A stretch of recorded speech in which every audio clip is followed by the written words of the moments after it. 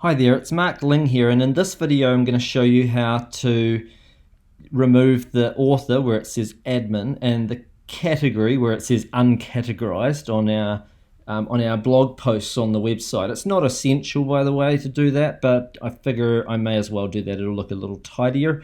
All you do is go to commissionsclub.com/hider, then click here to download, and it'll download it to your computer, this little plugin. That's all you need to do. And then you go into your website. As you can see right now, it says admin, it says uncategorized, so that's what we're going to get rid of. So I'm just going to go into the dashboard. I'm going to go to plugins. I'm going to click add new.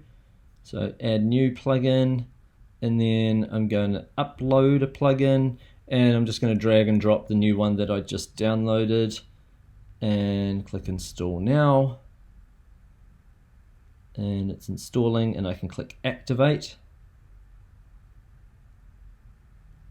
and I've done that. And now if I click visit site, there we go. Now it's removed those couple of little things, and if I go to any of these posts, that post isn't there anymore, so it just looks that little bit tidier. That's all.